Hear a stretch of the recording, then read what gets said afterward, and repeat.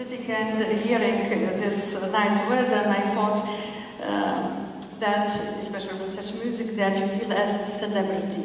And it's so difficult to speak seriously, because for me, military speeches are a lot easier than celebrative or more diplomatic and nice speeches.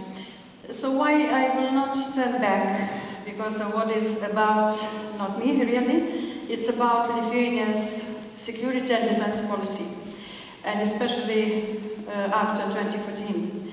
Then we saw already in 2008 and 2009 what Russia is capable of in Georgia.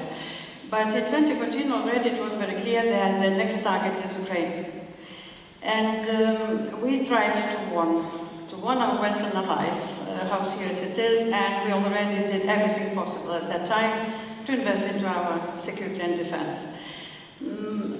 And I decided to go, after some decisions generally in NATO, to go directly to Germany. And on occasion of official visit in 2016, I met with President Gauck, with Chancellor Merkel, and Defense Minister von der Leyen. And during these discussions, we agreed, and I asked for Germany to take responsibility to come to Lithuania and lead the foreign NATO partners on our territory. And there was no need any kind of written agreements. It was a word of partners, an agreement between partners. And in 24 hours, I got a telephone call from Chancellor that Germany is coming. That's it. If you have a word of your partner, and you know that this word is German's word, it will be fulfilled. So the same is for today's announcement, what I'm hearing from the minister about the German troops increasement and brigade coming to Lithuania, then we will be ready to accept it. So that's exactly how we evaluate and treat and understand the partnership between the NATO allies.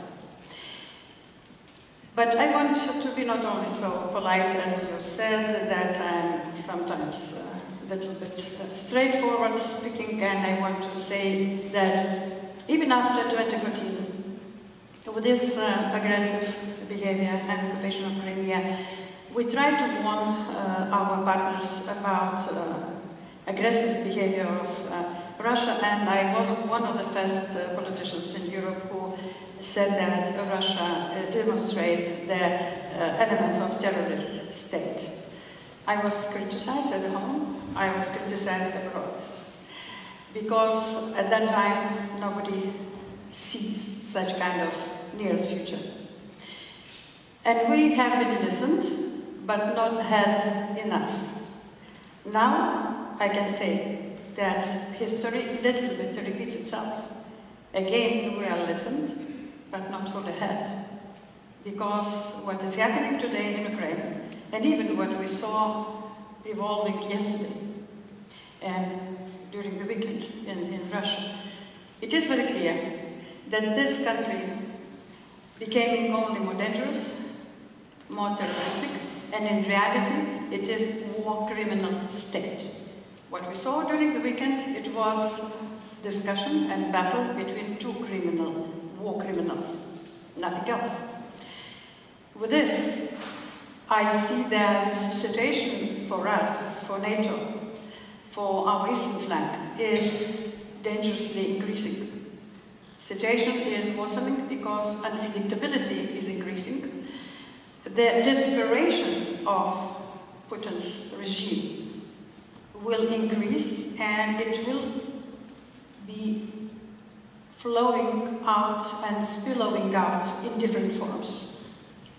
We do not know, and speculating today, what Prigozhin will do with his army. There are some rumors about probably deployment, large amount of military in Belarus. If that will be the case, if this will be confirmed, it will make a huge difference and danger for Lithuania, Poland, and Belarus itself, and Ukraine, of course. But we will see.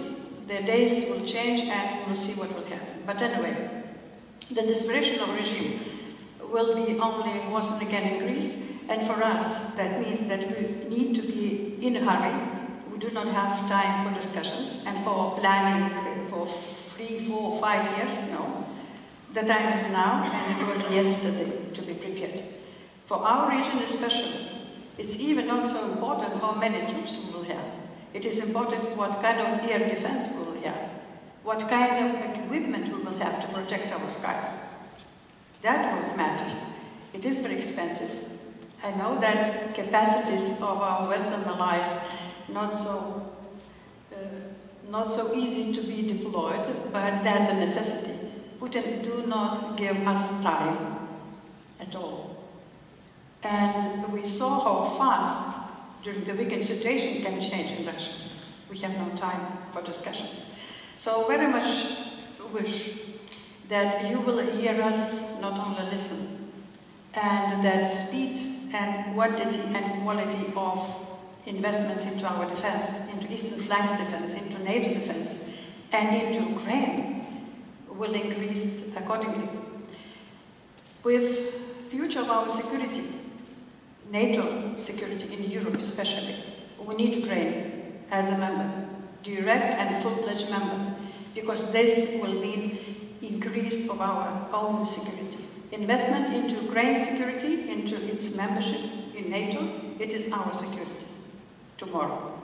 So why I urge very much less diplomatic discussions about it. NATO membership for Ukraine is a necessity. They end this membership already on the battleground every day, ending this, and it is the strongest European army today in Europe, because it is most prepared, best equipped, and motivated as any European army today. So for us, it is the most important to understand this and not to play the game with long discussions and negotiations, even not waiting for the end of the war. If we will be declaring in advance that Ukraine will become member of NATO only after the war will finish, so Putin will never finish the war. I don't think that we need to make a mistake what we did in 2008, 2009. With long promise and so-called security guarantees for Ukraine. It was a mistake.